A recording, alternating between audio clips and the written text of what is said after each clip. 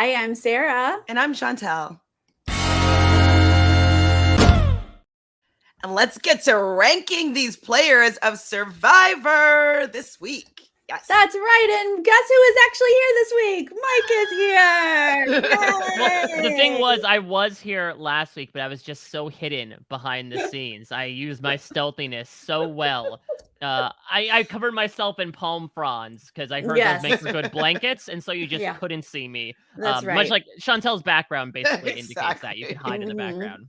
As long as you weren't covered in ants. I'm always covered in ants, though. That's just my typical MO. It just so happens that when Survivor gets involved with ants, I feel like it's been a while since we've had ant-centered content on Survivor. Last time I can think of was back in the days when they first went back to Fiji and Survivor 33, 6 years ago. Ants were crawling on people's feet. Other than that, the ants have at least been an unseen problem on Survivor. Except for now, when it turns out that there was a beware advantage stuck in the middle of the major nest at the Baka camp. Yeah, I mean, that was a lot of ants. There really was. Ants. Like, multiple things give me, like, the heebie-jeebies. So just seeing all the ants just, like, crawling over each other, it was like, ugh. Now, that does beg the question, like, should the beware advantages be covered in more Fear Factory type of stuff, right? Like, should one be in a snake pit? I'm okay with that. Like, we saw that Drea last season had to put her hand in, like, that the red paint. Red paint. So yeah, making it a little bit difficult or having to overcome a fear to get these advantage would be a fun little addition. I'm down for that. Yeah, I think that'd be very fun. And that would speak towards, again, the personal journey. Obviously, you don't want to tailor the beware advantage to the person, but if it's like, oh, we know that Jeremy's afraid of heights, let's put it in the tallest tree on the island and have him conquer his fear by climbing to literal new heights in order to grab his beware advantage. I feel inspired personally just getting to see that happen. I would love it. I think it's perfect. We're just inspiring people. That's what we're saying. Isn't that what Survivor's all about nowadays? Inspiring people? Yes. Absolutely. Conquer your fears. Inspire. Yes, it is a little bit. Yeah. It's all warm and fuzzy. Not to spoil an answer from the B&B that I did this week, but Jeff Probst was on the Friendship Onion podcast, which is a Dominic Monaghan, Billy Boyd podcast. And he said on that note that in his opinion, the moment that encapsulates Survivor the best is Suri crossing the balance beam for that very reason. Which is a choice, which is certainly a choice. I think that I could think of at least a dozen other moments that represent Survivor. I love that moment. I cried. She got up off the couch, you know, and she but does that represent Survivor to you? If someone's like, show me a 2-minute scene to represent Survivor, you're like, oh, I got something for you. Game Changers, episode 9, reward challenge. Well, maybe a Suri montage would be like depictive of like Survivor, but maybe not that specific scene only. Yeah, I mean, I agree. Like, it's a great moment, but I think Mike has a point of like that one of all of them. Yeah, I think if you're cutting a trailer for Survivor, I don't know if you put that moment in there. I don't know if it makes the supercut. Fair. Well, we're gonna supercut some dice. We're gonna rate. No, Mike, you're supposed I didn't to be bring like, any scissors. Yep. Oh yeah, yes, we're gonna supercut the dice. Sure. The dice are paper. No, it didn't work. And Mike called me out on it. All right. But still, we're gonna rate the players. And because we're nerds over here at Nerdtainment, it's dice. We're rating them 1 to 5. 5 is the best gameplay. 1 is not so much. I'm excited because I have a 1 and a 5 this week. Me too.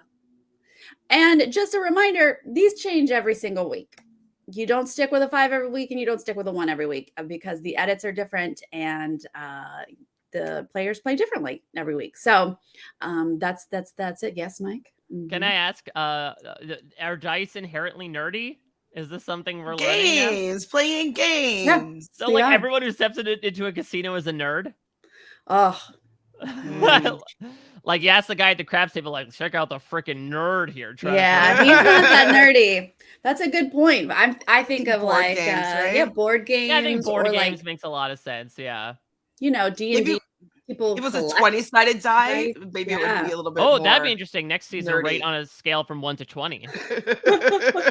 That I would bel I get bel very I'm complex. pretty sure the dice theme started from the entire Shot in the Dark, right? Which we still haven't seen this season of, like, putting the nonsensical I dice into the am volcano thing. I am not convinced that's still part of the show, even I though it's didn't think so, but then everybody was telling me sitting that was right there. wrong. Well, Well, sitting Remember Gabler in the first episode was like, "Oh, sorry, I yeah, biffed the challenge. I'm playing my Shot in the Dark." That's the only time it's been mentioned this season. right. Not by anyone official. I mean, I assume he would know if it was on the show, but I don't know. I Apparently, there's questions as to whether or not he can read his paper to find out how long his idol lasts. So maybe they do think, like, poor misguided Gabler still thinks there's a shot in the dark. Maybe it's just not going to come into play this season, so they're just like, we don't need to Yeah. talk about it. Which is surprising considering that 3 out of the first 4 votes of Survivor 42, which they saw at least the first half of the season, had shots in the dark in them. I wonder if this is just a cast that is maybe a bit better at blindsides. Maybe that people just feel so safe or that their vote is so important, they don't need to play it. Because Yeah. the reason why you usually do it is because your vote feels essential to whatever plan is going off. And so yeah, maybe these people, despite being, I think, a much messier cast than 42, have somehow perfected blindsiding each other in all its messiness. Oh, they really are good at being messy. This, I mean, one entire tribe is just a hot Hot mess, mess. and I'm living for it. Love it. Living. With no G whatsoever. You guys, let's start out with Cassidy, who wasn't in the season at first, but now we have gotten to know her. Chantele, start us out with Cassidy. Cassidy. I mean, I do like that she's kind of emerging. We're kind of seeing a little bit more about her. I did like how she was when she was talking with Ryan and was like not letting Ryan know that she was on to him. Like I thought she did a really good job, kind of, lying him like, oh, I don't want to vote you out. Like I thought that was she was acting quite well in my opinion. But she still got some votes, and yes, she was protected by the group, by Carla and James, but it was questionable, like whether or not they were going to take her out because she was acting paranoid and sort of like what's her name, Lindsay. So I think that she was making some steps ahead, but then she kind of came back a little bit. So I'm giving her a 3, but she has room to go higher here because I do think that she's getting a better footing into the game, but she still got some votes and she was also kind of not trusted by her alliance. Okay, 3 dice from Chantele. Mike, how do you feel about Cassidy? More like Cassa 3. Yes, What? I agree, or I a 3, if you will. I mean, it was a good week for her because she was someone whose name was in the mouths of the people on her tribe. But at the same time, like, she pretty much had that majority locked in, barring any sort of last minute flip from James and Carla. She was almost always going to stay. And I do think, to your point, Chantele, like, she did an okay job of a better job at than Ryan, I would say, of actually performing, considering that she tricked the guy who thought he was trying to trick her. Where I'm given a bit of pause is, part of this is also based on looking ahead, because we know that there's going to be some sort of next phase in the game coming up. Doesn't seem like we're doing a merge. Luckily, we're not doing the hourglass, though. We can certainly speculate on what that's going to entail, but some sort of mixing in of the tribes. What makes me nervous is that clearly she got off on the wrong foot with someone like Gio. And Gio, expounded upon that in my exit interview with him this past week, that it seems like there was this sort of fight over chopping the cassava, and she had sort of made this claim of like, see, this is why men don't listen to women, and he essentially accused her of throwing a tantrum, and then she ended up he ended up telling Carla and Ryan, just sort of venting about it, and then Carla told Cassidy, and Cassidy went to go confront Gio about it. So I do think that Cassidy might have the propensity to like maybe ruffle people up, and I do think actually with some of the people on this list, they have sort of personality conflicts, but it might just be the particular tribe that they're with. So I'm sort of holding out to see, okay, could Cassidy get into trouble again from an interpersonal perspective, get into conflict and get targeted again? Could it be possible that if someone like Ryan decides to flip over to another group, that he says, okay, we have to go after Cassidy. I wasn't able to take care of it last time. It is very clear the lengths he will go to try to get rid of Cassidy if this episode is any indication. So she is far from out of the water. But that being said, she did not sink this week. So I'm going to stick straight down the middle and give her a 3. Wow, I am surprised that I'm actually giving her a 4. Okay. Yeah, maybe I'm now I'm questioning myself, but here's No, where you stick with your gut. Stick to your Yes. values.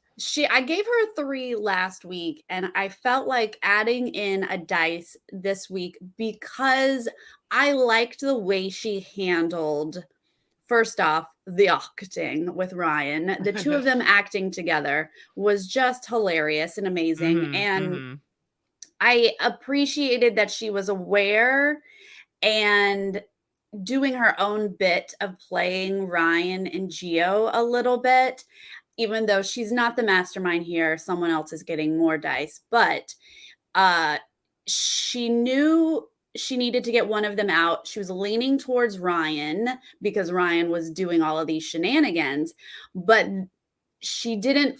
I think she brought it up. I don't think she lost it like Lindsay did. I didn't feel like it was the same situation. I thought she handled it well, of like bringing up her points, but realizing she needed to go with her group, stick with the numbers.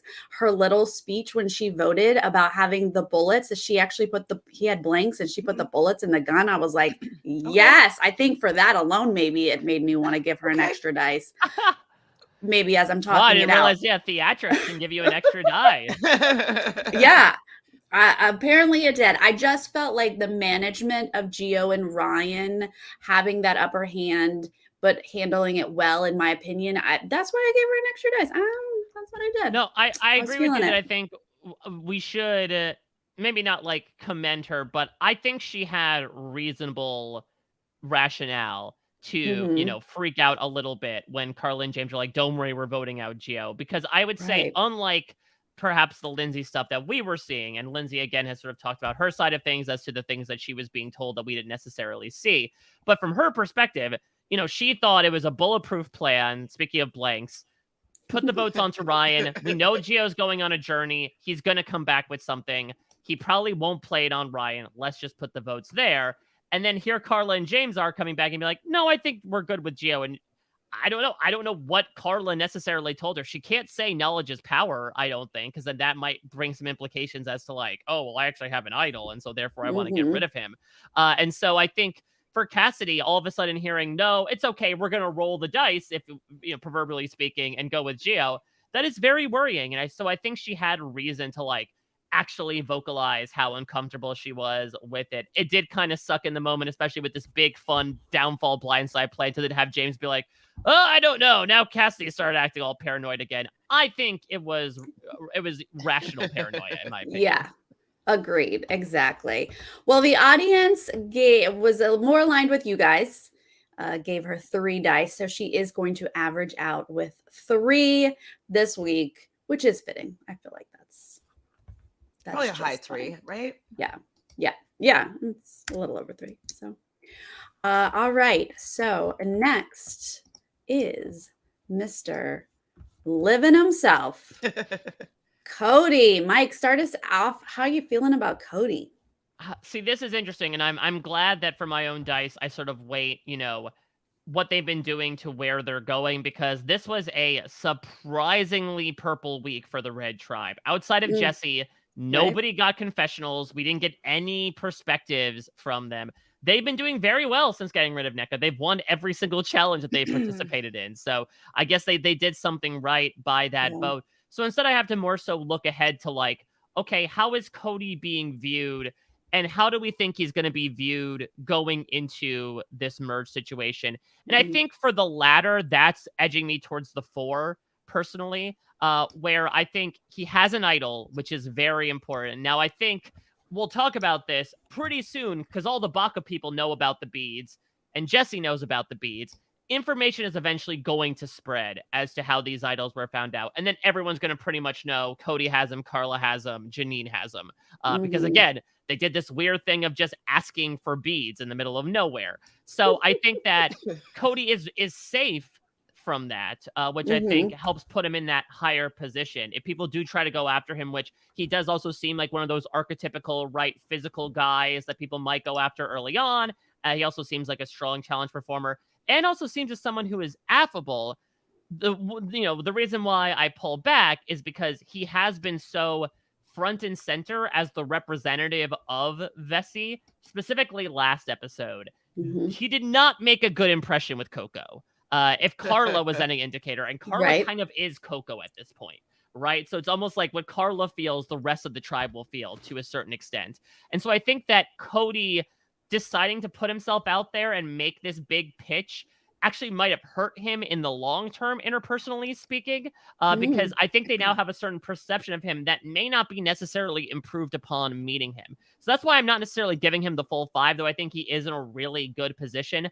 I do have fear that there are going to be eyes on him from other people once they actually are able to vote for him, and it's not just because of his hat. So 4 for me. I agree with everything you're saying about how he might be viewed coming up here. But because we didn't get anything new in the edit, last week he got a 5 from me for being heavily involved in winning immunity and his little negotiations. Although socially maybe damaging to the other tribe, but it was so impressive to me. He got 5 dice. So I'm actually keeping him at 5 dice this week. I mean, Wow.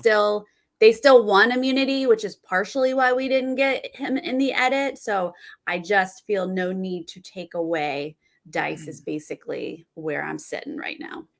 Hmm. Chantele. You guys are giving me so much to think about. Well, I started off thinking like, because I didn't really see anybody from this tribe this whole episode, I was like, I don't know, I guess like a 3. But I'm thinking about it like, yes, he has this idol. Yes, I think that, maybe he could be in a bad situation when they merge with like how he did that negotiation, but he also will have the information of these idols. And so, or the, how the idols work. And I think that that's going to actually, if he plays it well, it's going to bode well for him to maybe make an alliance of the bracelet holders or something like that. So I know that we're thinking in the future here, but I do feel as though the fact that he has this knowledge of this idol and has the actual idol, that I'm going to bump him up from my original thought of a 3 to a 4. I cannot go as high as a 5 for this man this week. He did not do anything overly impressive this particular week, but for the fact that he didn't really get much of an edit and he does still have the idol and they did still win, I'm going to give him a 4. All right. I'll survive with that. The audience also gave him 4, so he is going to average out with 4 dice. Now I'm intrigued. It's tough. I know there's a little bit of variables concerning that you have guests every week, but I wonder if Cody maybe has like the highest average across. Probably. I would say probably it's like Cody, Jesse, Carla, Carla, for sure. maybe someone like Sammy or Owen as the 4th person. I would imagine those are the highest average dice rollers going into whatever situations coming next. Yeah, for sure. I mean, Cody started really strong, but Carla might have passed him. She's had more Strong weeks at the weeks. top. Well, Yeah. well, it's interesting, right? Because the first 2 weeks that Cody went to tribal council, like got by the skin of his teeth, and then ends up voting out one of his closest allies. And here Carla is like being the figurehead behind all of these decisions. So it makes sense that just comparing the way that the two of them sort of face the vote, how perhaps Carla might pass Cody in the ratings overall. Exactly. Okay, next is Dwight, and I am starting us off here. I didn't feel like we learned a bunch of new stuff about Dwight this week, and he's been sitting middle of the road. I haven't really been sold on any sort of power that he might have, but I also don't think he's doing horribly. He's got a few decent relationships, but Out of I guess I was feeling very kind this week. Aw. I bumped him up. I gave him an extra dice because he was the one that rolled Balls. the ball to win immunity. Okay. So if you are heavily part of winning immunity, you get credit from me. So I ended up giving him four dice for this week. All right, you roll a ball, you roll an extra die. That's another rule for Sarah. That's right. It's definitely right, like don't Chuck E. forget. Cheese rules or something here. I mean, I get your logic, and I was thinking about the fact that, like, yes, he was an integral part of, staying calm and winning that immunity challenge for them. But we didn't really see him do anything else. We haven't seen if he's built better bonds and connections. Like, we have seen, yes, they've been working really well together. Yes, they've been winning since they voted out NECA. But that's kind of about it. Like, I don't know much more from him. So I can't really go up to the 4, Sarah. I think I have to stick with the 3. He's just kind of middle of the road for me right now. Potential, yes. I'm wondering if there's a merge coming, if he's going to become a comp beast or something, but I don't know.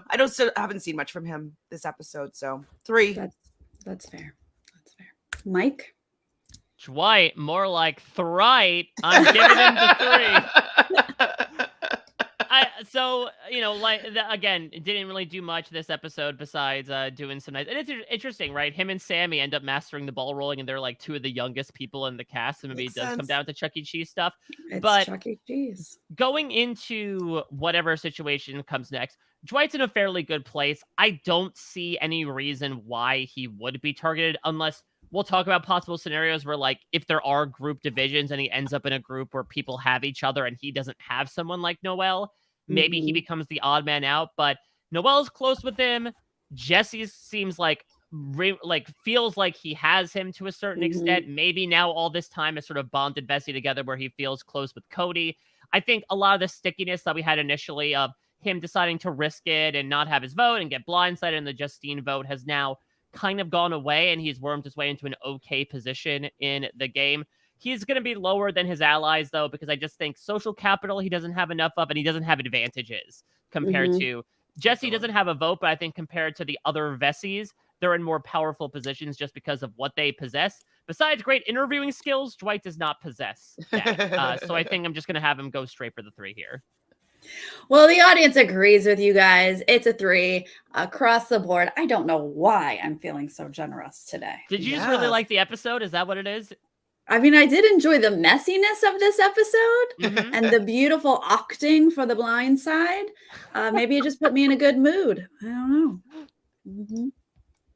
All right. Who is after Dwight? Let's see. Oh, Miss Ellie. Ellie. Speaking of mess, Chantele. How are you feeling about Ellie these days? Well, I like what I wrote down. I don't know if that's how I really feel. Like, I really like Ellie. I like the game that she thinks that she's playing. Like it's really like she thinks she's playing like she's a mastermind, and like they're going to go out together and they're going to find these idols and stuff like that, and then they're going to share this information. But I think that she is, yes, she's in a good position for the fact that she knows that Janine has this beware of vengeance. But then she goes and she tells Owen, then she tells Sammy, which I think could be really, really bad for her, because Sammy, we see, goes and tells Gabler about the fact that he helped Janine get an idol. And I think it's just she's gonna get some blowback from this. And so I start off thinking like, oh, she's a 3, she has some information, but I think I have to take her down to a 2. I think that she doesn't realize how bad of a situation she's actually in. And unless Owen kind of lets her in on the fact that Gabler knows a little bit more than he's letting up, she could get blindsided pretty easily. So yeah, I can give her a 2. Okay, a 2. Mike, how do you feel? Yeah, I agree. I'm going to double up on the 2. And I understand it from a certain perspective. It has to be really tough. And we see this a lot in Big Brother in real time, that when you get an idea or a perception in your head, that becomes your reality. And it has to take something fundamentally earth-shattering to just like dislodge that reality and substitute something else completely in. And I think due to the benefit of not going to tribal since the very beginning, Ellie has really moved forward with this idea of it's a 4-on-1. Everybody hates Gabler. Everyone Mhm. can't stand him. Therefore, all four of us are working together in some capacity. I mean, obviously, the big mess that we're going to talk about from this episode with her is her telling Sammy about Janine's idol and going so far as to say, I probably shouldn't be the one to tell you this, but Janine has the idol. I think that is just a classic case, and I do empathize with it, but it also makes for fantastic television as well of really believing what she's selling. This idea of, okay, Gabler's very clearly on the outs. He's going to be the next person to go. It's only a matter of time. And so therefore, I can just bring us all closer together by sharing this information. Again, in a different season, a different situation in Survivor, that does end up working.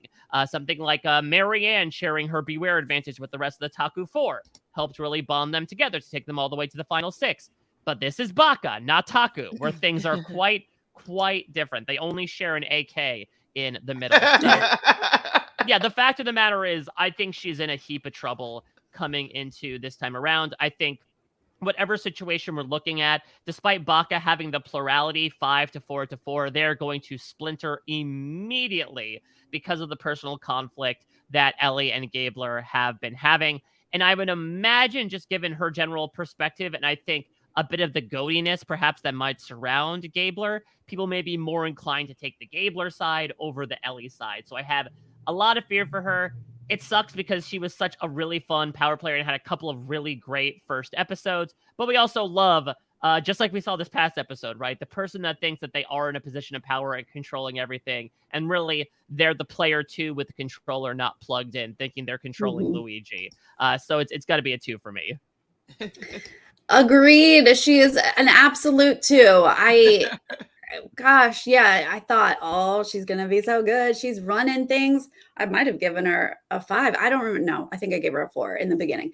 But yeah, it has just gone downhill and gone downhill. And the way that she sloppily said, it's Janine's story to tell you, but I'm gonna tell you anyway. She forgot where she was. She thinks she's running that camp. I probably, just like you said, Mike, probably because she hasn't been to tribal in a while.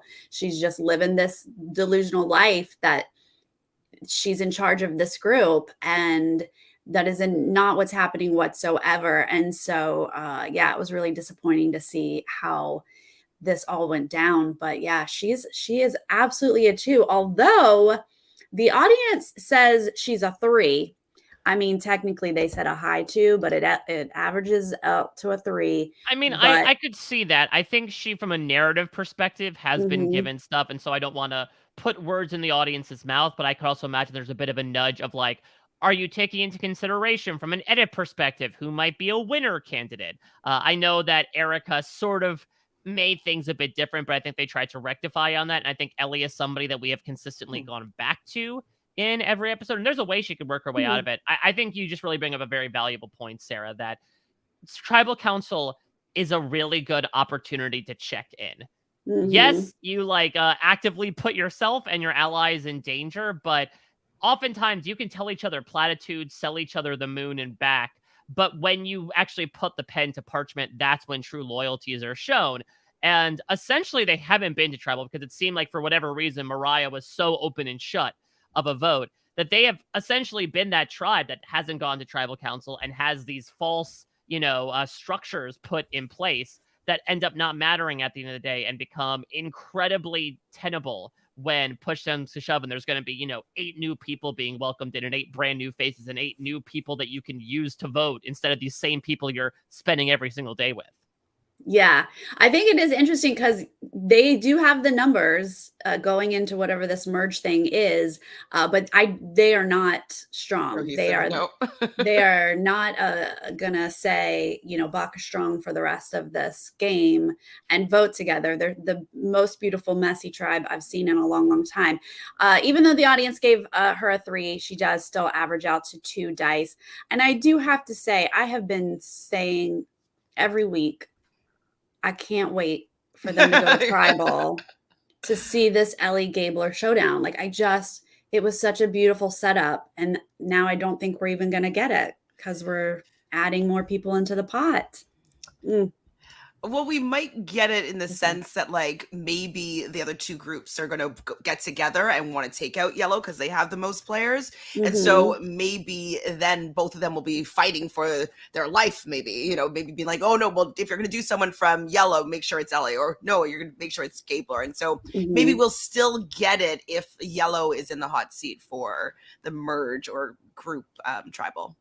That's the thing, yeah. If it's, dividing up into, I don't know, a 6-person group and it's Ellie, Gabler, then like 2 Vessi people and 2 Baka people, essentially like a temporary switch tribe, it's all going to be about like Ellie versus Gabler wanting to rally the numbers to take each other out. So it might happen just with newer faces.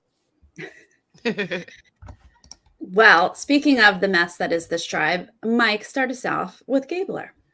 I find it all too fitting that his own evil mirror in the form of Ellie, or perhaps he's the evil mirror, who's to say, beauty's in the eye of the beholder, should get the same score. He gets a 2 for me. Mhm. Listen, I would give him a 1 if he wasn't literally safe at the next tribal council he was able to go to. Mm, Now, look, there is a possibility that he ends up meeting a group of people that perhaps he gets along with a bit better, because the entire running storyline we have this entire time, right, is that Gabler has been driving Baka up the wall with basically everything he says or does.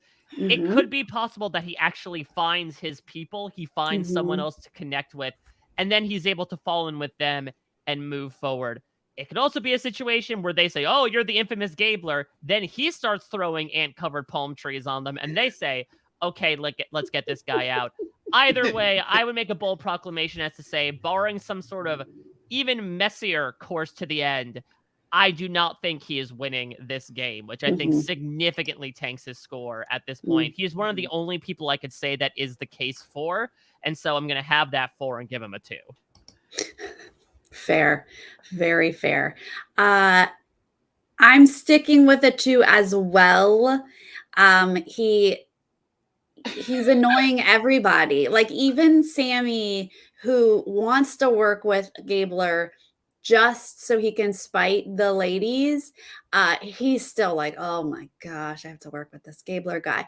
I'm concerned that his social skills just aren't going to be quite there. Yes, he's protected by an idol for one more tribal that I guess is this week coming up.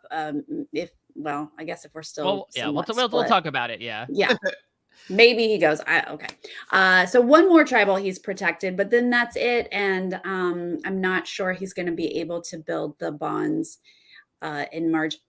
Mike, Danny McRae was part of our draft this season, and Gabler was his number 1 pick. Interesting. That's what we all said. We're still trying to figure it out, but when Danny comes on here, he finds all the positive things to say, gives him a lot of dice, but I'm still not seeing it. I'm not sure. Yeah, I mean, I don't know. It could be a possible thing where he's like, "Well, I would want to hang out with him. I would give him a jury vote." I don't Which know about I don't know. that. Listen, Danny has infinitely more money on reality TV than the 3 of us combined, so perhaps he's the expertise on this. I'm not personally seeing it, or at least I'm not personally seeing it through the way that other people are speaking about him. Mhm. Yes, we certainly had a couple scenes of, wow, Marianne's a lot, but I don't think we had nearly as much content with her as we did this season, where every single Baka scene pretty much has been like either Gabler is annoying us, Gabler is aloof, or some combination of the two. Now, granted, from an Mhm. entertainment perspective, he is far and away one of my favorite characters of the season. Yes. Yes. Adored Sammy saying, we just gave Janine a fake idol, and he is really trying to do the mental math, going through the abacus of just trying to figure out how this ended up working. Ironically enough, beads stringing through those neurons. And We so gave her a fake idol? No. Oh, real. I mean, yes, he's TV gold. yeah, I absolutely love everything that he brings. Unfortunately, what he is bringing, I would say, is not conducive to this particular season and a winning game. Listen, Yeah. what I could see happen is perhaps he ends up surviving this first vote, and then he ends up becoming one of these people that like they sort of forget about, that they do, much like we've Mm. seen the past couple seasons, like around 9, 8, 7, all these big threats just go for each other and start chopping each other's head off. And here's Gabler at like the final 4. Gabler might be the Romeo of this season, of like someone who's constantly on the chopping block, doesn't Mm. necessarily get along the best with others, like has this negative perception about him, is basically a goat, but is going to be sitting in those final 3 chairs. There's a non-zero chance about it. But also the fact of the matter is, I do Mm. not think that that's going to come with any sort of check at the end of the day for me. Right. Yeah. Chantele? I mean, I agree, obviously, with everything you guys have said, but I'm going to give him a little bit of a higher score than both of you because of the Ooh. fact that Sammy is still giving him information. Sammy doesn't particularly enjoy him, finds him annoying or whatnot, but he still wants to work with him. And Sammy seems to be getting a lot of information. And so the fact that he's still being looped in by Sammy to potentially take out Ellie or Janine, or just giving him that extra information, even though his social strategy is not great, it's good enough for him to be getting a lot more information than Ellie and Janine have. So for that, I'm going to give him the 3. And he also has the idol, so we know that he's not going home at his next tribal council. So that bumps him from a 2 to a 3. Those 2 things. Okay. I can't believe I'm the Wow. Paula in this situation. Yeah, I I can't know. believe you're being more generous than me. Amazing. Well, the audience agreed with Mike and I with a 2, so he is going to average out with 2 dice. He is one. You know what? Honestly, Mike, I didn't think he was going to be someone you take to the end, but now that you say it, yeah, I course think he I can. think Yeah. as long as they can put up He with can it. last. Yeah, Yeah, I think there's a very real chance we're going to see Mike Gabler in the finale here.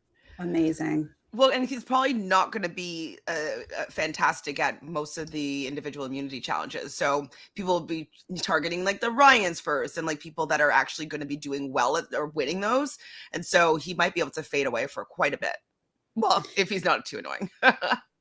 This would be the time that we talk about Geo, but since we haven't, I mean, obviously we're not going to, but since we haven't heard your opinion on Geo, Mike, how did you feel about him going out this week? Was this the right vote?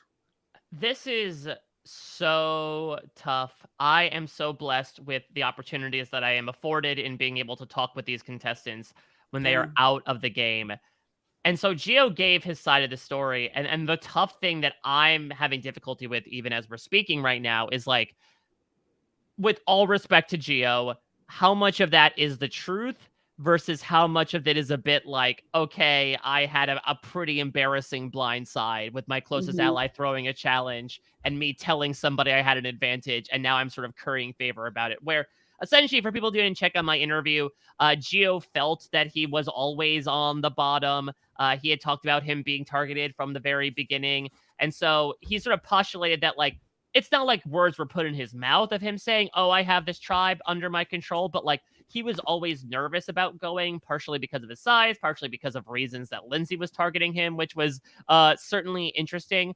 So it's really tough for me to negotiate that because, again, like if this were just show based, he absolutely gets the 1 here. He is arguably the first boot this season that, like, truly, in my opinion, maybe besides Lindsay, brought everything onto himself. This time it was like multiple exit ramps off this highway when you know it's going to eventually end at a certain point. He's like, I could keep going a little bit more. I think we could push this. And then he goes careening off. And surprise, surprise, it ends up crashing in that way. So show Gio, again, from what we were presented with Gio, he's going to end up getting the 1 here just because of all the mistakes, because of the mistaken position in the tribe as well, because of the interpersonal conflicts as well. It's very clear that him and Cassidy just did not get along for whatever reason. And so there was always going to be a schism there. There was never going to be an opportunity for them to work together. Again, it's really tough getting his side of the story, which I should say again is his side of the Mhm. story.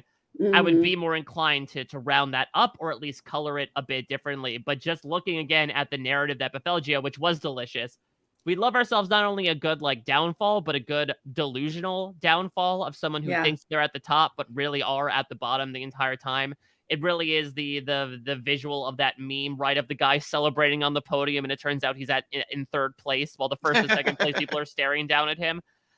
I'm just, I'll admit it, a bit confused now by what actually happened, given some of the things that Gio was saying to me and other interviewers. Yeah. I loved Gio's energy, and I was really sad to see that we've lost him already. I think he just got played. So I don't poo-poo his game at all. I mean, plenty of people think that they're in a better position than they are. That's fairly normal that Ellie. someone is lying Yes. to you. Yeah. So, I mean, I feel like it was the right vote for the people who were controlling the vote. But I was, bummed to see him go. Yeah. Yeah, I was bummed to see him go, but like wasn't surprised at all. The last 2 episodes, we can see like, Right. this isn't going to work out. Like they're definitely out acting him, and he is just buying everything. And we were just watching his downfall essentially. And from what we saw in the show, yeah, I agree with you, Mike. He definitely brought it on himself, because if he was just a little bit nicer to Cassidy, and if he just maybe didn't act like he was the king of the castle, king of the tribe, that maybe people wouldn't find him as to be somebody that they wanted to vote out. So things that were in his control, I definitely took him out of the game. So sorry to see him go, but yeah, I don't see any other route here for that tribe. His edit was so strange, where the first 2 episodes he gets like this awesome story, or this tragic story as well, but simultaneously uplifting to get him where he is today, about, being thrown out of his house after he came out. And then like the last 2 episodes, it's a completely different person. When I found out about this cassava fight, I really wish it was shown for a number of reasons. It gives us more Cassidy content. It gives us more drama. And it does feel like that was maybe an inflection point for Gio in the game, where like maybe that's when people are saying, Cassie makes all these comments, right, about like, oh, he's sassy, he's giving us attitude. That makes a lot more sense given what happened apparently on the beach. And so I really do wish that we got such scant Coco content anyway before they started going to tribal council. Throw that in there. I'd love to see that. Well, he is a Leo and she is a Capricorn. So it makes sense that they butt heads, and a Leo is absolutely sassy and very full of themselves. Mike's a Leo. I am a Leo. I'm a Leo Virgo cusp. So I've got nice. I'll have the best tendencies of both, I'd like to say, which is a very Leo thing to say, I know. Well, I'm sorry, go ahead. What did you say? No, I said, what was your actual birthday? It's August 19th. 19th? Oh no, you're full Leo. Oh, thank you. Okay, thank you. Making me sleep better at night now. I never say anything negative about a Leo. My co-host David is a Leo. Like, I am a other fire sign, Sagittarius. We get along very well. But it is not surprising that a Leo is the king of the tribe. Like, absolutely. That's Gio the Leo. Yeah. So I can see that this was, and you don't tell a Capricorn how to do something. They know how to do it themselves. So like, this is just not going to work, the two of them. And that's just, social dynamics that are going to happen anytime, all the time. So sorry it didn't work out. But that brings us to James. And I start us out with James. And this is another one that I didn't feel like I got a ton of new information. So I'm kind of just sticking with my decision of last week. It was kind of a same situation, right? He and Carla seemingly chose the vote. I feel like Carla has the upper hand. That might just be the edit, but I feel like James is right there, but that she sort of runs the show. So he gets a 4 from me. He's in a power position. He's making power decisions, but second to Carla. So 4 dice from me. I think that him saying, oh, are we in another Lindsay situation, was manufactured from production asking questions. I don't know that was legitimately where they were standing with the vote, but I feel good about his position. So he gets 4 dice from me. Chantele? I'm in agreement with you here, Ooh. Sarah. I definitely gave him a 4 as well. I agree with you for the fact that, like, yes, he's in a power position. Yes, he knows what's going on with the tribe. But I agree that Carla is kind of in the driver's seat. Like, and he's kind of asking her, "What are we doing next?" Even though he's part of these decisions, it's her that kind of is saying, like, "No, we're doing this." You know, they originally they were going to be going after Ryan just for fear of the whole Geo went to the island thing and he might have an idol or stuff like that. But as soon as Carla was like, oh, he has knowledge is power advantage, like, and that could affect me, Geo's gone and it went her way. And so he didn't really have any say here as to, like, if he wanted to change. Like, he kind of did whatever Carla was wanted to have happen. So he's in a good position. I think he'll be in a good position if they do merge or whatnot. I think that he'll be able to kind of, he seems likable and people seem to want to be around him. And so I think he'll blend in pretty well. And so, yeah, he gets a 4. Doesn't get a 5, but he's doing well, I think. Mike? Quick question. How many letters are in James's name? Oh, 5. 4 Oh, 5. I think it's 5. Oh, That's Hey! what I'm giving it. Here's the thing. Double checking spelling. I'm like counting letters. I was aware there would be no math. Here's the thing. I think James is in a pretty incredible position here. Nice. And this 5 is really informed to me by looking forward to what comes next. I mean, Lindsay made it very clear to me that James and Carla in particular really had everybody wrapped around their fingers. That James seemed close with all these different types of people with individual relationships. Essentially, what we're seeing from Carla on the show, James was doing as well. We're just not seeing it for whatever reason. Maybe they just can't get enough of his hoarse voice on camera or what have you. And I think that's really going to carry over into a merge situation where I think he's going to be very charming to the people that are coming in. I think he's not really that big of a threat, either from a strategic perspective or from a physical perspective as well, that people are going to immediately go after him. And so he'll do what he did on Coco, have that time to take root and then move forward. And the reason why I give him a 5 is because I think, again, I'm looking ahead to this worst case nightmare scenario where everyone puts 2 and 2 together about the bead bracelets, and Carla suddenly has a lot of eyes on her. James, in fact, has an advantage in not having an advantage, right? And that, like, he can plead the 5th. He knew nothing about this. In fact, if he wanted to turn on Carla, he now has a reason to. So I think that actually, while Carla was in a better position than James on Coco, I think James might actually be in a better position than Carla in this new configuration. And so I think just in playing pretty darn well in this pre-merge and then setting himself up moving forward for the game, that gets 5 in my book. And I think James is, in my opinion, someone who's a top candidate to possibly win from a position perspective. Ooh, yay. Well, I love that. I have been very excited about James since he said, yeah, you can think of me as a pawn, but I'm really the king. However he phrased it, it was great, and I loved it. The audience gave him 4 dice, though, so he is going to average out at 4, but it's a high 4, guys. Lots of love for James. I respect the 5. That was, yeah. Definitely. I gotta break ground somehow. Now the 5s are just going to keep pouring in. Ooh. Yeah, keep them coming. How about for Janine? Chantele, does she get a 5 from you?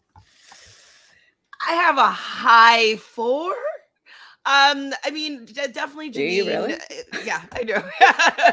It's a high 4. Yeah, I know that she's kind of in, a poor position because of her kind of allegiance with Ellie, and saying Ellie is kind of a little bit delusional as to where her positioning is in the tribe. But I think that Janine will come out unscathed now that she has this idol. She did share the advantage that she got or didn't get, that she lost her vote with her tribe. I think that might have gained a little bit of, not with Sammy, obviously, but a little bit of favor with the rest of her tribe. And I just don't think that she necessarily will be the next one out. I think that because she has this idol, that people will be scared to go for her, and so they will choose somebody else.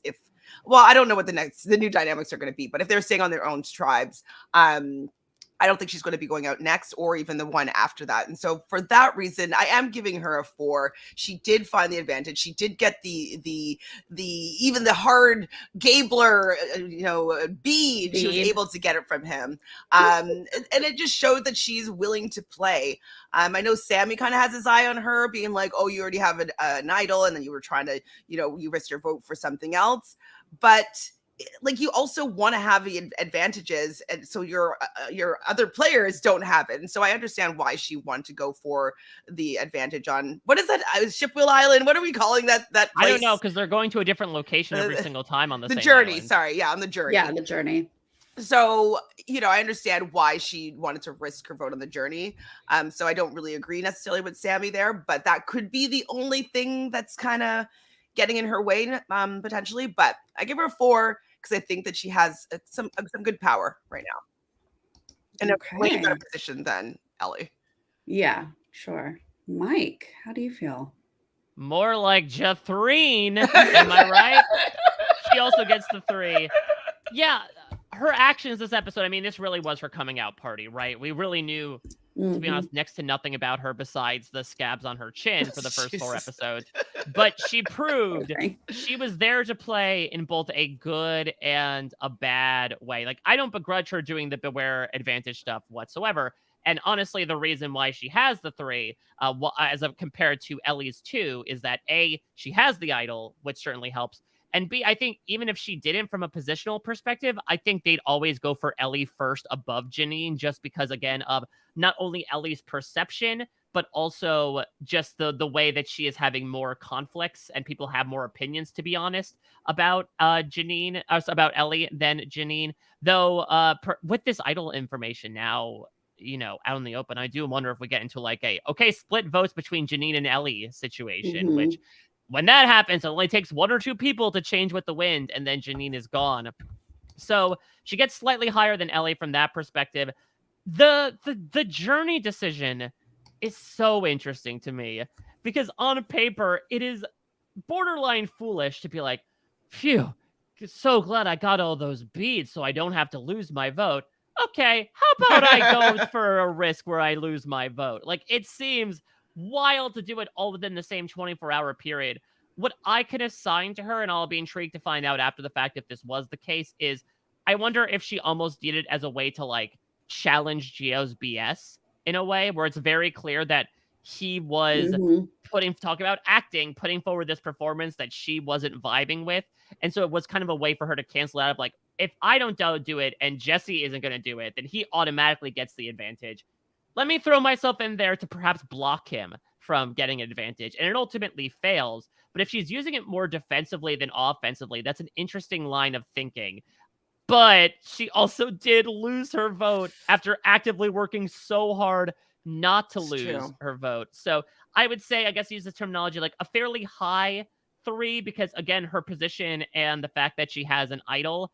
But there are certain things, and I think now certain eyes on her as well, where who knows, again, a couple of things may shift. If Ellie and Janine are split up next week, there could be a possibility that like they somehow go for Janine or throw votes onto Janine to get her to start using the idol, and that's never a good position to be in. Yeah, well, I definitely think that Gio overplayed that hand, and both of the other 2 people were like, we're not giving you an advantage here. If that's how I felt.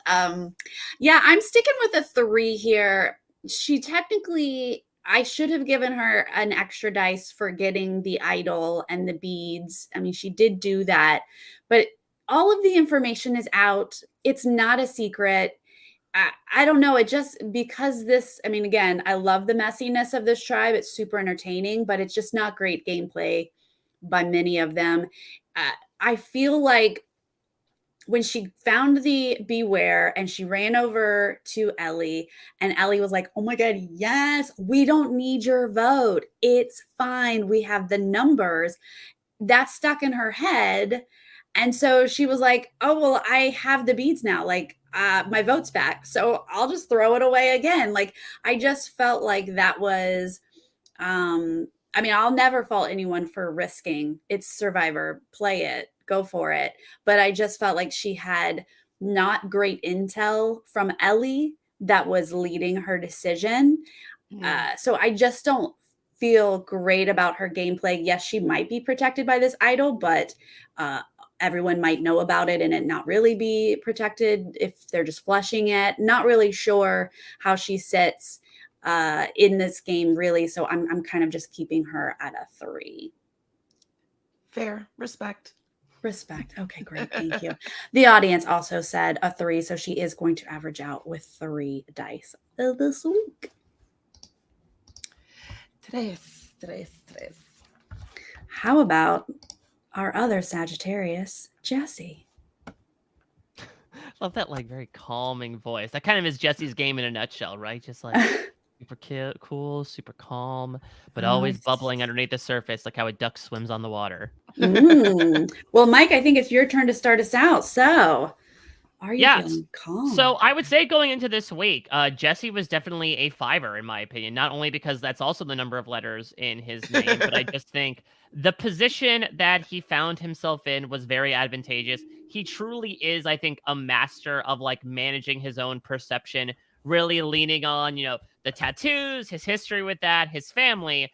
And I would imagine not telling anybody about his background in studying voting and politics and everything like that, which makes him have this really brainy thing. But, don't flash those dice yet. Okay. I ultimately brought it down to a 4 for a couple of reasons.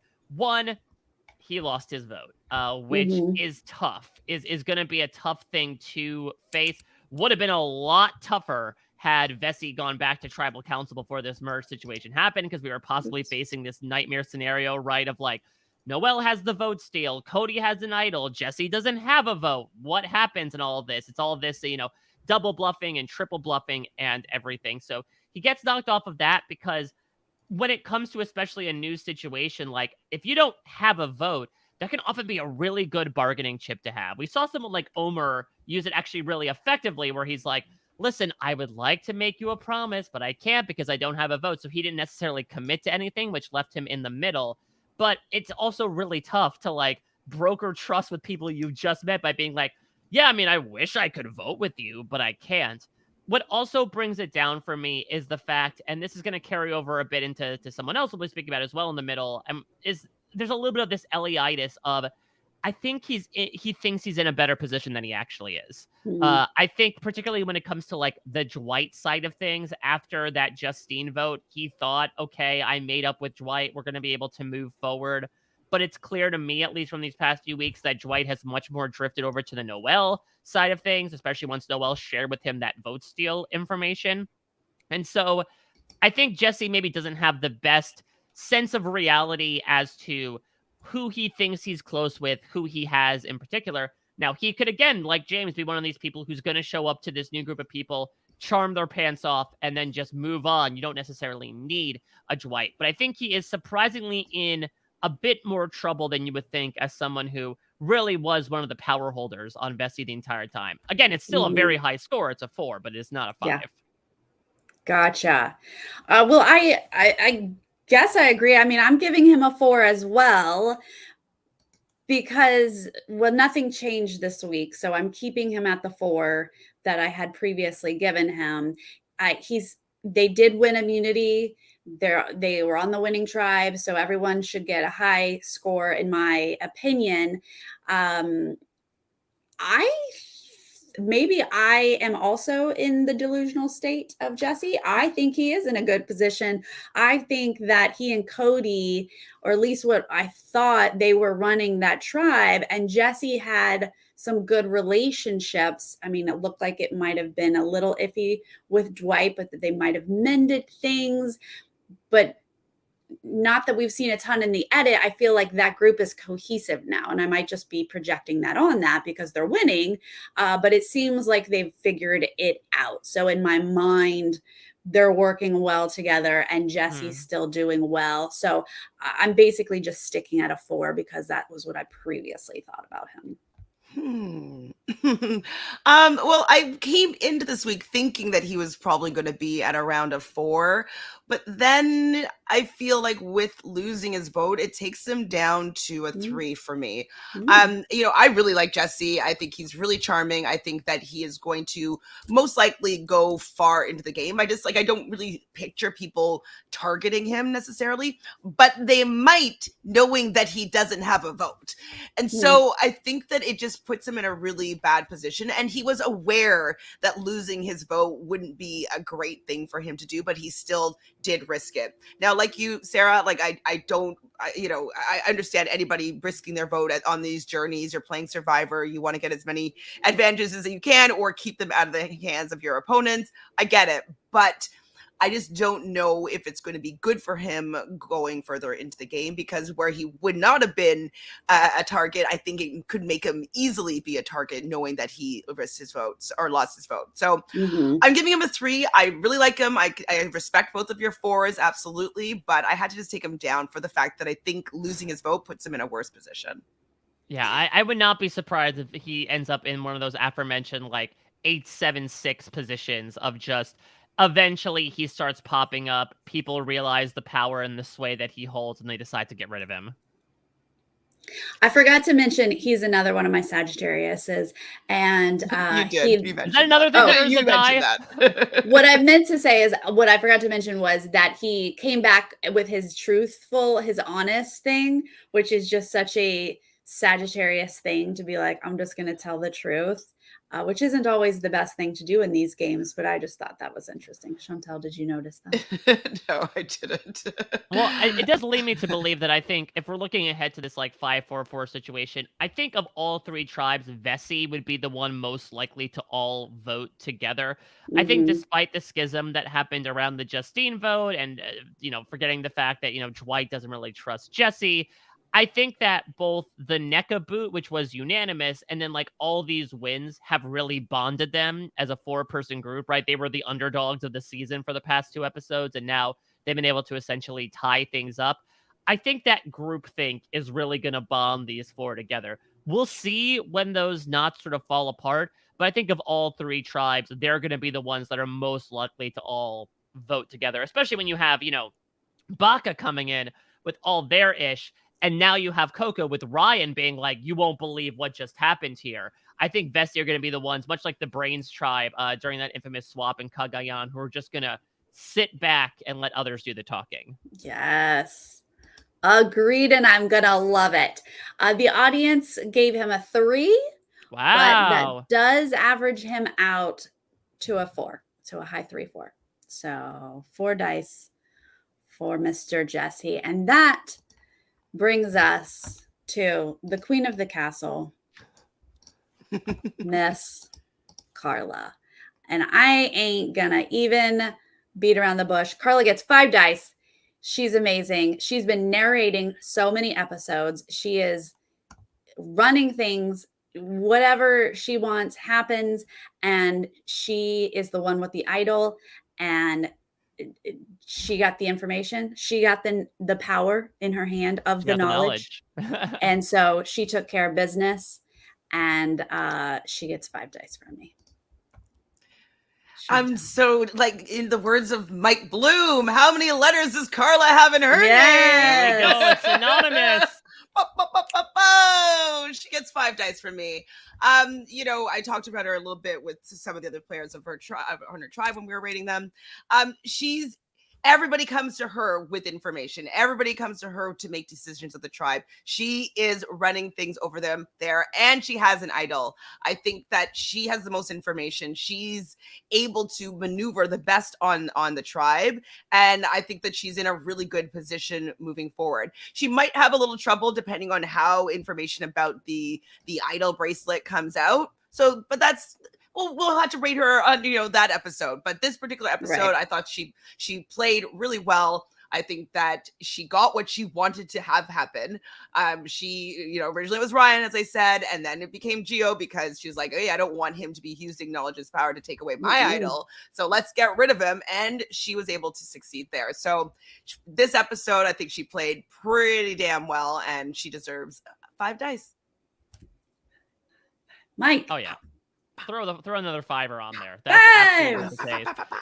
Yeah, I mean, the fact of the matter is, say what you want to about like what the moves that Carla is making, but it follows a pattern where like someone becomes suspicious of her, either valid or invalid, and she says, "Okay, I have to get rid of you," and she does it. I think that's a very good accomplishment, especially in a small tribe of people when you're able to convince others to do that. I give so much to Carla for being able to do that and narrating it so colorfully as Right? well. And yeah, it was shown in this episode that it seemed to be Ryan. She finds out about the knowledge's power, something that profoundly affects her and nobody else in her alliance, and is able to convince them, no, it's going to be Gio, ostensibly probably without telling them that it was knowledge's Mm, power, which mhm. I think is a really interesting choice. So not only that, she walks in, I think, in a similar space of like, just looking at her and perceiving her, she doesn't really look like someone that would be a big threat in challenges. Probably someone that is not controlling a vote, just someone that's going to hang out and have a good time.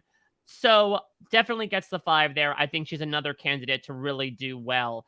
The issues come that bring it down to maybe a bit of a lower 5 is, again, this worst case scenario, but I can't predicate like an entire score on like, well, this thing that might happen.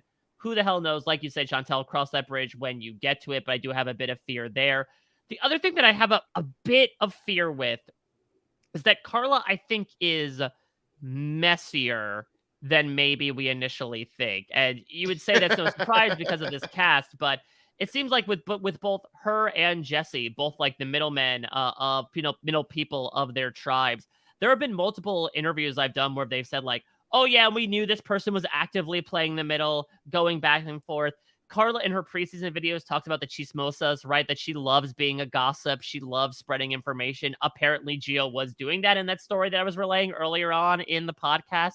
So it's interesting in that like they are both very visible and front and center.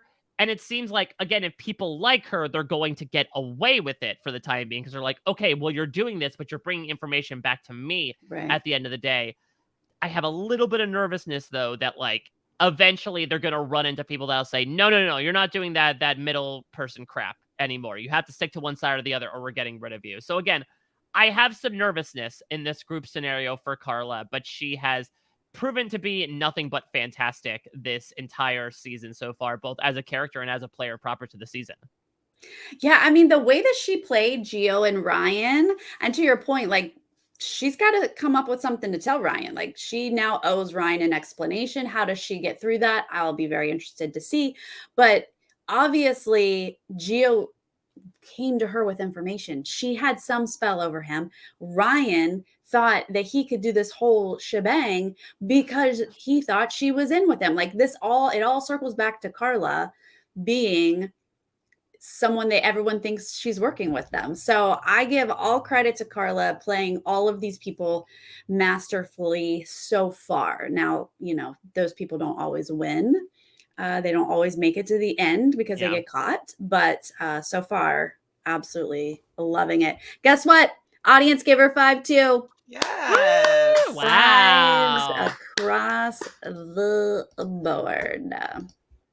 Oh, Lindsay, you're not still on the show. You're not next.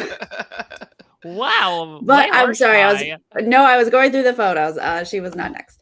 Noelle is next. Let's see. Where are we? Is it my turn I or think it's me. Shanta's? Okay, great. You go for it. Chantele Noel. It's Yeah. me, another Aquarius. Is that true Oh, too?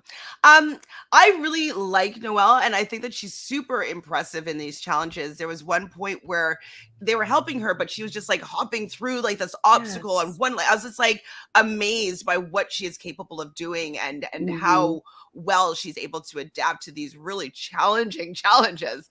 Um, but I just like I don't know that much more about her this particular week. Yes, she was on the winning team. Mhm. But other than that, I didn't really see much from her unless I'm forgetting something. And if I'm forgetting something, that's also not great. So I gave her a 3. I stuck her in the middle because I just didn't really see much more from her. But I was maybe edging up to the 4 just for how impressed I was with her being able to do the challenge. But Mhm. I couldn't go there. Okay. 3 from you, Mike. Yeah, I will put the 3 in as well. If you take the L's out of Noel, you get 3. So I Okay. think No L's in Noel equals 3. Yeah, I think like I put her in a similar category as Dwight. I know that, she has the advantage over Dwight quite literally, but I think that is also offset by the fact that there are going to be a lot of eyes on her in the challenge department. Perhaps out of everybody, maybe sans Ryan, perhaps, just Mm, because of the truly incredible stuff that she's been able to do. But I could see her as an endurance athlete as well, like doing really well in the individual immunity challenges, which are usually stand here and hold this position for a long amount of time. Like she is able to pull that off, and almost like a Lindsay from last season. And I think that's something that could mhm, put her on people's radars if they're saying, "Oh, let's vote off challenge threats." Noelle's going to be up there, and so I think she is most likely maybe out of that Vessi 4 to get eyes from people from the other tribes. And so that sort of balances out, I think, the fact that she does have this steal a vote, which granted actually has less power with more people in the game. Now we're opening it up from a tribe of 4 to maybe a tribe of 13. We're not entirely sure. But if she's able to use it effectively, she could change the game. We saw what happened with Marianne. But I just feel like she's coming in with maybe one of the bigger targets just from a typical Survivor, who do you go after at a merge type of thing. mhm. So I'm going to stay the course and keep her a 3 right now. Okay, all right. Well, we're back to me being really in a good mood for some reason. I It's only the uh, beginning and end of the alphabet for you. yeah, I I think I had bumped her up last week to a 4 because I felt like she strongly handled that trade situation. I'm not sold on her social game. Back when we had more of her in the edit, it didn't seem like her relationships were solid. So I don't have hopes that she's going to stay at this 4. I am a little worried about her once more people get involved here. Um, but they won again. And so everyone contributing to an immunity win, I gave at least a 4, if not higher. So that's just kind of the vibe I'm getting with Vessi right now. So for Mm. that, she gets a 4. That's all. But you know what? The audience gave her a 3, so she actually averages out at 3 dice. Okay. Okay. All right. Not too shabby. She really is impressive Yeah. at these challenges. I want to understand the leg choice more. That's true. Once she starts doing interviews, I want to know, Mike, is this confusing? Like, because she has 2 legs and she Oh, right. chooses Like why them. why she chooses to do like the Yeah, I gotcha. The almost like whatchamacallit? What's the name of it? Like the the blade. shots. Yeah, right. Like the Hmm. blade, like the one that she went through the obstacle course versus the one that has the actual foot on it. Yeah, now I get what you're talking about. Right, because I mean, I know nothing. She obviously knows way more than I do, but I'm intrigued because I think the blade is really good for running, but then it could get caught up in this net that we've seen her have to sort of work through. I'm just intrigued by it. I would love a whole interview about, how she made these decisions. Yeah, and good on Survivor for giving her multiple options as well. True. Right? Love it. Okay, Owen. Mike, it is your turn for Owen. Yeah, Owen's a really interesting one because again, he's another Baka person who hasn't really gone to tribal council since that first very easy vote. And so again, when you are like trying to figure out the position that you were in, he's always somebody in the middle. He seemed to be the one caught between the 2 women and the 2 men. And I think just the way he comes across again is so enigmatic. He talked in the preseason about like having the glasses to look studious, but also the woo hair to kind of come across as the surfer guy. I think moving forward, again, Owen's in a good spot. I don't think anyone's necessarily looking at him for any of these like 3 buckets to be like, this is the guy we've got to get rid of. And I think that is a primo spot for Owen. I think Owen Mhm. is someone we could really see do well in the end. I really want to give him the 5 because of that. I'm going to hedge my bets and give him the 4. Um, Ooh. because I think that I go back to this scene of Ellie talking about like, oh, Sammy is my older child who does everything perfect and right the first time. Owen's the guy who needs a little bit of work, is a little sassy, gets a little frustrated. We've certainly seen him mouth off a couple times. He talks Yeah. about, being that lovable curmudgeon and trying to Mhm. curb that. So I think there may be a social aspect that, especially the longer they get into the game, the more might come out. for him that makes me a bit fearful of like, okay, he may make it far from a positional perspective, but like, will a jury vote for him in the end? I certainly hope so. But I'm going to again let the number of letters dictate my score and go with a 4. Very interesting. Well, I unfortunately am not sure about his game. I mean, he definitely has had a decent spot in the middle because his tribe is so messy and he's had this weird war that he was a bit protected by. But in this episode, we see the two ladies like, but don't tell Owen. That would be an issue. Boom, Owen walks up, which good on Owen. That was amazing. And he definitely doesn't let it slide. And he's like, what you got there? But then, he hands over his bead immediately. He says, I'm going to side with them. I don't know. I just wasn't sure what he's doing. So I'm not hating on him at all, but I just feel like he's middle of the road. He gets three dice from me. Yeah, that's another good point to bring up as well in terms of perception. For whatever reason, it seems like he's coming across as just like untrustworthy or just like Yeah. distant, maybe. I know one of the reasons why Mariah and Sammy end up targeting him, right, is just like he wasn't someone that I really clicked with in the beginning with, and I literally clicked with everybody else. So for whatever reason, maybe Owen gets brought in because he is just by default like not the bottom on his tribe. Gabler's going to be on at the bottom from a social perspective, but yes, just taking little spare comments like that, and they might lead to nothing, but they may indeed lead to something of just this perception of, oh, Owen's too shifty. Owen's someone we can't really trust. Chantele? Well, like Lady Di, I really like Owen, but it's a 3 from me. Someone in the comments, Mike. In the comments. I was gonna say, like, I'm trying to think back to like watching The Crown. Remembering Owen there. No, Lady Di's comment here. Yeah,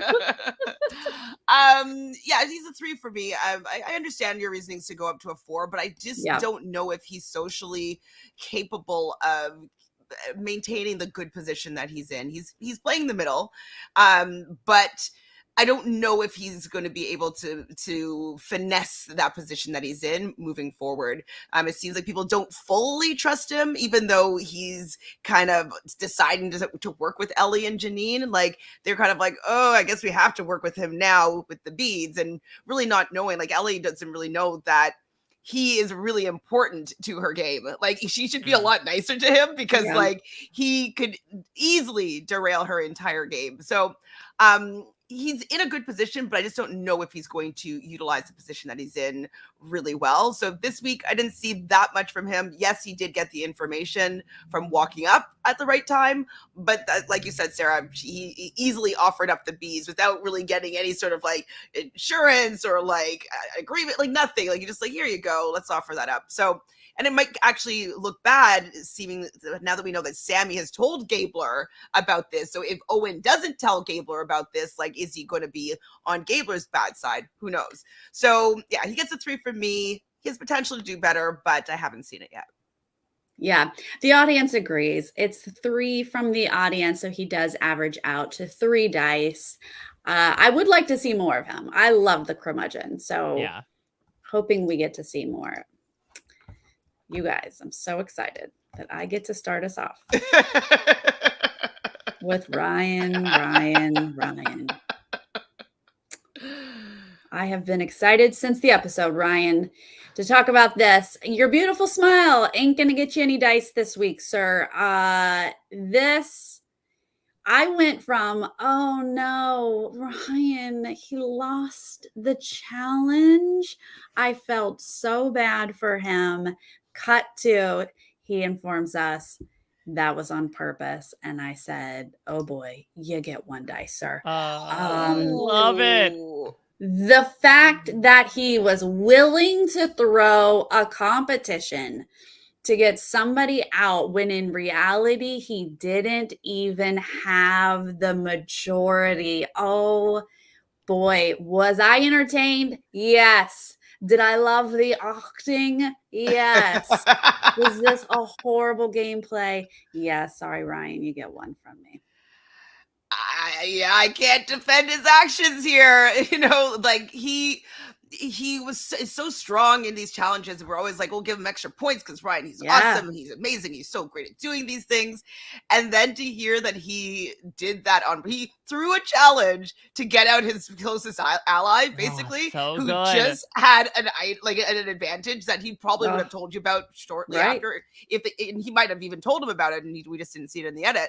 But like everything that he did this episode was terrible for his game. And he was so excited to do it. Like, he was so happy and excited. Like, oh my God, I'm acting right now. Like, oh my God, Cassie has no idea that, like, oh my God, like, we did this to get her out. And it's just like, the egg is so badly on his own face that, like, he cannot get anything more than a 1 here. It's just impossible. It was a really bad showing for poor Ryan. Ugh. It was really cute, though. Mm-hmm. Mike? Does he get any more from you? No, this was such incredible one-like behavior. And I would argue this is probably like the biggest one-like behavior from someone who doesn't go home in this season so far. It was in a season that I think has been solid, but perhaps has not had like any big bombastic fun things to talk about. This to me was like the one of the first ones to talk about, of like, I cannot believe that someone did this. I cannot believe that Chantele, as you vocalized, he single-handedly, with his one hand, threw a challenge with the an unintended outcome of getting out his own closest ally. Daniel Durston could never, except he did. But like, it's so funny. And what I love about it, though, is how unexpected it is for me from Ryan. Again, this is a guy that really espoused preseason about how he was going to be an emotional provider. He was going to be the camp provider. He was going to be the challenge guy. He's very fit. And so you think like, okay, he's going to take the straight and narrow, do that, maybe not get involved with the strategy. But I love him getting his hands dirty here and attempting something. It seems like even people that like attempt to play this type of game, do occasionally say it's the new era of Survivor. You got to get a little messy. You got to look for advantages. And so I'm glad that we have people like Ryan to do that, because it creates astoundingly bad gameplay. It's not just one thing to throw the challenge. It's then him enacting this entire plan, right?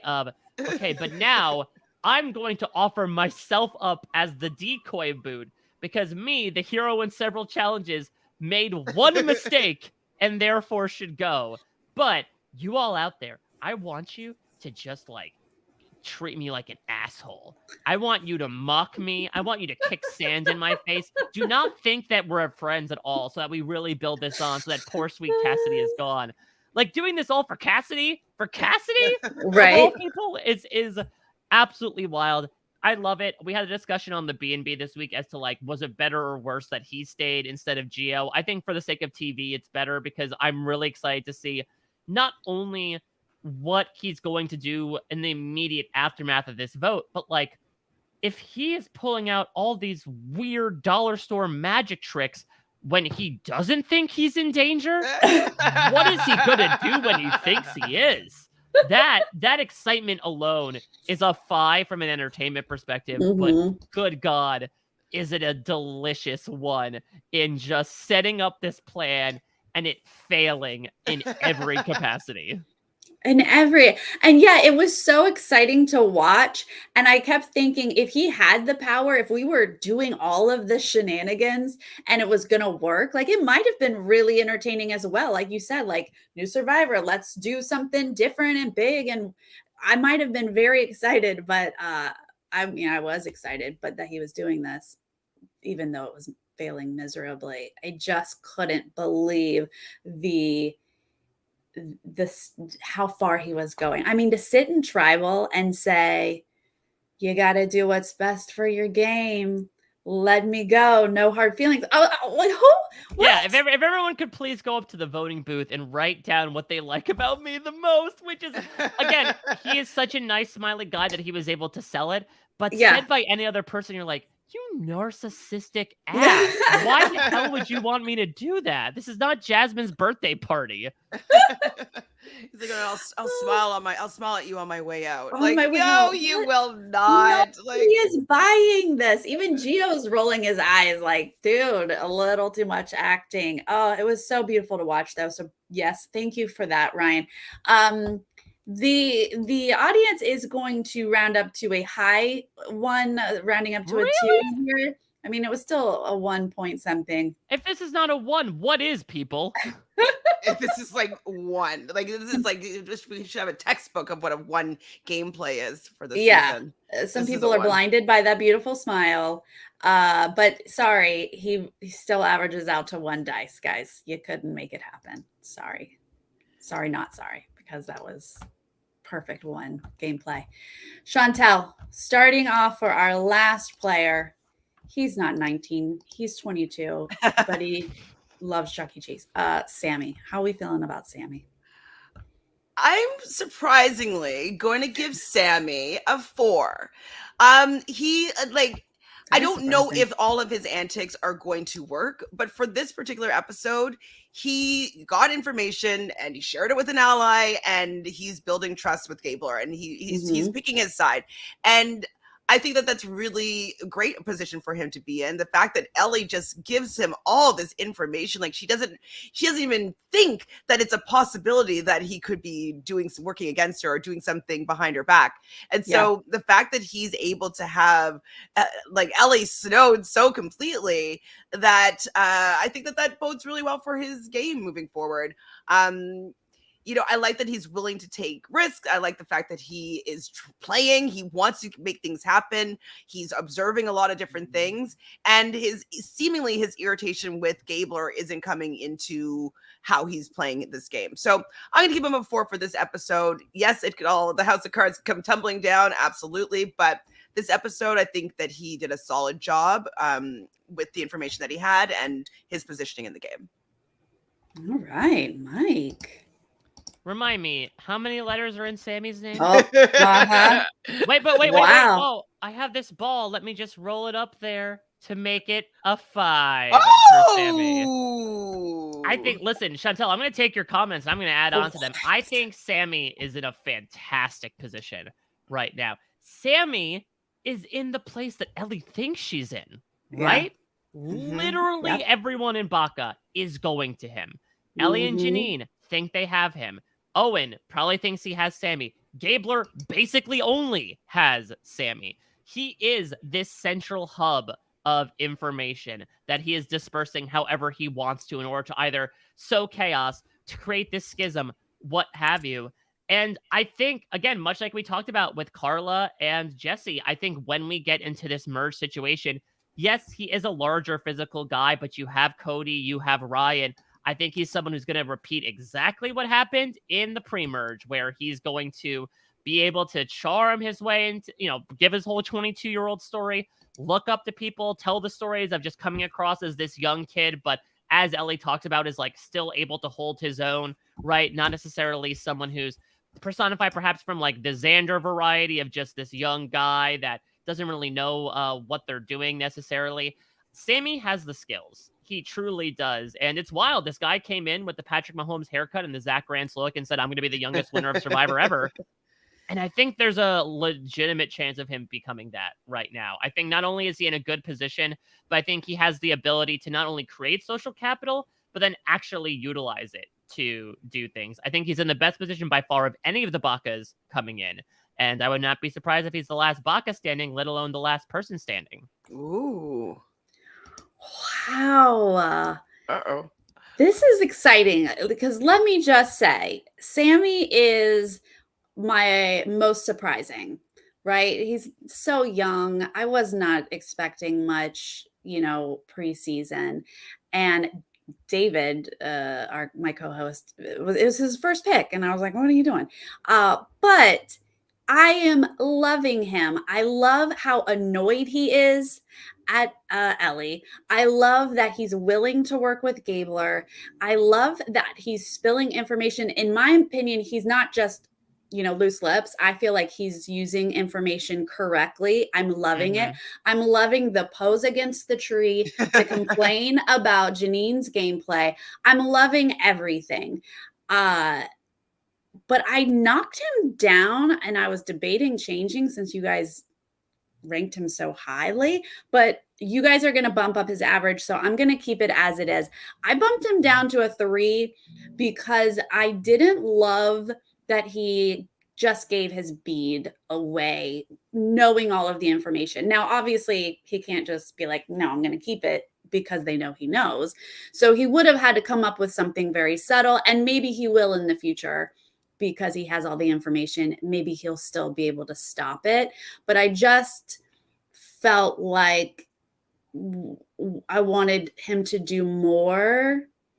And maybe I don't know. But anyway, I I'm don't know. just Yeah, I sticking with guess the my question gut. is like, what would he do? You know, Yeah. it's tough when because not only that, it was a situation where it wasn't Janine approaching him one on one. Everyone was there, and so if you're the Mm-hmm. lone person to be like, no, I'm not going to do it. All eyes are on you, and especially all eyes are on you when people know that you know about the Right. idol, right? Because then they're essentially Exactly. saying you're denying me an idol. Why are you doing that? And Yeah. especially because I would imagine him as part of the plan of like, you have to convince Gabler to do it. Owen's in, you're in, Janine is in. We just have to get Gabler's bead. I think it was a tough position for him to be in where he like reluctantly has to go along and do these types of things. And I think that telling Gabler was the right thing to do. And that was probably the most he could do at this point. So it is a high 3 in my mind. Sammy, you still have my heart. I think he's an icon already, and we've barely gotten into this season. I think he is not going home anytime soon. So I'm excited to see what else he does. He sounds like Channing Tatum Is from that Oh. was that what Yes, like it's one of Channing Tatum's, like, characters when he plays, like, 21 Jump Street type younger Mm-hmm. guys, and I can't not hear it, and I love it so, so much. So I'm apologizing for this 3, Sammy, but I still love you, and the audience gave him a 4, so he does average out to a high 4. So I'm not gonna change my 3 because he's still averaging out where I think he fits, but loving where he is and hoping for more. He's so entertaining. Yeah, he is. he's a very fun narrator because he's like that perfect mix of like charming but also bags on people and confessionals. Again, that's like Yeah. Zach Rance quality, right? Like he's Yeah, not afraid to make fun of the people around him, which we like in Survivor characters. absolutely. Well, that is it. That is it for our peeps. Um just Carla averaged out at the 5 and Ryan averaged out at the 1. We all were in agreement. We're in agreement Yep. on those. All righty. Well, Mike, thank you for joining us this season. Of course, the pleasure was all mine. Before we go, should we just do a quick? I mean, I guess people can tune out now if they don't want to do any speculation to next week. But I Oh, feel yes. like, Yeah. listen, you're a Survivor podcast. Like this is a mandatory thing to Yep. speculate as to what's going to happen next week, exactly with the one more twist before the merge actually happens. Yeah. Well, yeah. So we know it's a merge-ish. Are we going to call it Murgatory? That's And we know, it's literally the episode title, so we can call it that. okay, great. And we know that the hourglass is not happening. These are the things we know. So in my head, I'm now worried they've just come up with a new version of the hourglass that still gives one tribe possibly not really merged. Is that too close to the hourglass, Mike? What are you saying here? So what I'm putting forward, and let me say I have not been spoiled or tipped off as to what's happening, but some eagle-eyed people have pointed out in the next time on, there are 2 mats in front of when Jeff is talking to them. I think Occam's razor, the easiest thing is that we still have a division of 6, 6, and 1 person left over, drawing a gray Mhm. rock, not picked in the schoolyard pick'em, what have you. What people are theorizing is 13 people is a lot to merge with, especially in Yeah. an 18-person season. What people are believing is that next week is going to be a double tribal council where you divide up into these 2 groups, and it's not going to be that one entire group is immune. Maybe they do an individual immunity challenge to get one person safe from each group, but both Mhm. tribes are going to go to tribal council. Both tribes vote somebody out, and then we're down to our 11 to start the jury. The person who is exiled is safe. They're Mm. guaranteed to make the jury. So it's basically like they smashed the hourglass without going through the entire motion. I believe that is sort of the prevailing wisdom of the Survivor community at this point, and I'm hard pressed not to disagree. I think it's a pretty, like, I can see them doing that for sure. Like I can see them having two separate competitions and having two like people be safe, and then having that extra person that drew the bad rock go away. There aren't at camp, or maybe they don't. Maybe it's a schoolyard pick and they don't get chosen. That would be a little more dramatic. They go to exile and then they get the chance to go back to the tribe after and not have to face tribal council. So I can definitely see that happening. I think that would be kind of fun, actually. Better than the hourglass twist. Better than the hourglass twist, for sure. If someone's going to go away and do, one of those solo by themselves night away, there's got to be something else to it. But it wouldn't be as dramatic as changing future events. But maybe they'll just get an advantage. Maybe they'll just. Yeah, that could be it. It could just be like an additional advantage, perhaps. Maybe they'll cycle back knowledge's power of like, oh, okay, we really want to make it work this time. Maybe it's something like an extra vote. Or maybe it's like, maybe they throw another idol in there. They're like, hey, go on your hunt on exile. You have until the sun sets to get your own idol. Because I'll wonder if this exiled person would even like go to any of those tribal councils at all. Right. You would think not, right? If they're setting it up like this person has unless to be either they removed. sit there and like attend it, but like they're not doing it. But still, I and that would be interesting as well of like them dropping by and being like, oh, here we go. I'm back at camp. What's going on now? Or maybe they choose which group goes to tribal, and only one of like the two groups go to tribal council, and the person that's exiled gets to decide which you'd prefer, what they'd prefer. Could we ever have two groups, but only one goes to tribal, but two people leave that one group? Ooh.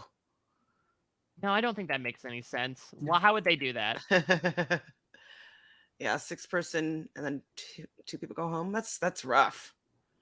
It would be rough. Yeah. It would make a lot more sense. Just do two tribals. Yeah. I mean, it's still going to be a lot because if you have a challenge in there as well, like you have them meeting each other, you have this, you have 2 strategy sessions, 2 tribal councils, probably an exile segment as well. That's really tough. If we had another big 2-hour or even 90-minute episode, that would probably make this make more sense. But I think we're going to be going on that path next week, but I think we're going to be in for a probably pretty rushed episode before we get into 2 hours. Proper. Nope, just 1 hour. We're just 1 hour from here on out until the finale. The Love Boat, Chantele. The Love Boat's got to take precedence here. Well, for how much longer? Maybe this those season. Ratings, I'm not so sure. Yeah, this probably just one season. We'll see. All right. Well, whatever it is, I'm here for it. I didn't hate the hourglass twist, but I don't feel like we just needed to keep it going, right? Yeah, the 2 absolutely. seasons where they didn't see each other, back to back, that's fine. That's plenty. We don't need to keep it going. So I'm just worried that, he came up with something equally as drastic, It's true. And it's something. The monster's coming back, you know. The monster is here, just in not an hourglass, but a Rolex watch that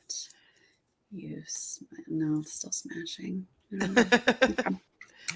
Well, thank you again to everyone in the chat who was rating with us. Thank you for submitting your answers ahead of time. Mike, is there something else you want to plug or let people know? You open Pandora's box. Yeah, right, you have 1,000 things. Yeah, I think, obviously I'm doing Exit Press. I have the pleasure of doing that at Parade.com every week. Got to speak with Gio. I mentioned some of the stuff from his interview.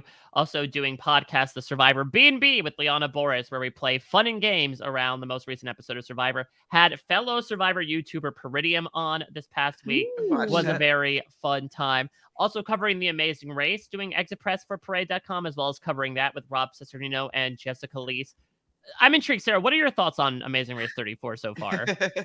I am loving the cast, and I'm very worried about a COVID possibility. Yeah, I mean, it's not a possibility. It seems like it's a reality at this point. So, yeah, I was wondering if they were trying to trick us in some way, but I don't feel like they would. They would give us a heads up that we're about to lose somebody. No, it's happening. Yeah, I've been enjoying this season so far. There have been some standouts from the cast, but I think by and large, it's almost like how I feel about 43 as well. Of like, there are some people that I like, but a lot of it is a little samey same compared to what we've seen. But I like getting to cover the show nonetheless, Yeah. and being able to talk about it and write about it as well. And then I'm doing a bunch of stuff over on Post Show Recaps. Of course, House of the Dragon just concluded last night, the time of recording this. I got on a Nice and Late with Grace Leader. We've been covering it every week, fellow Canadian Chantele. Very fun time. I'm talking The Lord of the Rings, The Rings of Power, as that has wrapped up a couple of weeks. I'm covering Heroes as well, somehow going back to the past, Hiro Nakamura style, to Wow. talk about that with Josh Wigler. Lots of things coming in both scripted and reality varieties. And I will finish with something I put out this very day. If you are a fan of The Mole on Netflix and you have assumingly watched through the entire season, I had the honor of talking with the final three from The Mole. So that is the winner, the runner-up, and The Mole. Got to talk with them last week.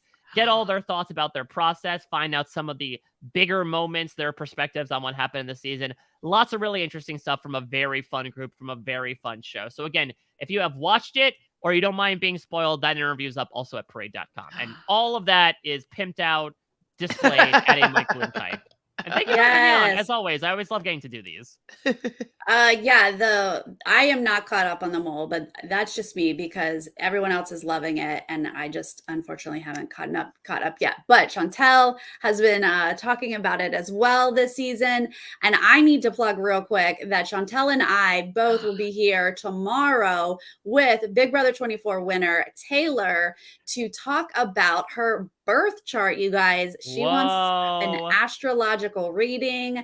So Chantele and I are doing that live tomorrow at 4:30 p.m. Pacific, 7:30 p.m. Eastern. Excited about that as just like a fun little bonus with all the other shows that we cover. We like to do a little fun extras in there. Not as many as Mike.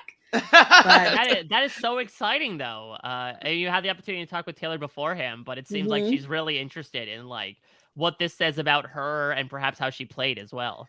Yes, and we definitely have some insight from watching the feeds and her and looking at her astrology. So that will be fun. Chantele, what else you got going on? Not as much as Mike. I'm all I'm going to say is that I'm going to go live probably at 2 p.m. Eastern tomorrow to talk about the finale, the final two episodes of The Mole, which I did love this season, Mike, and I can't wait to go and read the interviews that you had. I definitely loved it coming back. I was worried about it coming back being on Netflix, and I'm like, oh, is it going to be the same? And like, oh, it's going to be a new host. I loved when it was Anderson. Like, I loved all the old hosts, to be fair. But Anderson Cooper was like, I was like, he was just so sneaky and he had those smiles. And so I've just been loving everything that was happening. I was worried maybe about casting because casting was casting, and I hadn't been that necessarily a fan of the casting for Big Brother in recent years, but I think that they hit the nail on the head with this one. I enjoyed all the characters of The Mole, so we will be talking about that tomorrow. I'm talking about the Love Boat. I'm talking about The Amazing Race. Just subscribe to Reality Realness with 2 S's, hit the notifications, and then you'll know whenever I go live because I talk a lot. Yay. Well, thank you again to both of you and everyone in the chat. And if you're not joining us live, please leave us a comment, give us your ratings. Did you agree with our 1 and our 5? We had very specific ones there. Let us know all of your feelings, and we'll see you next week, guys. Bye.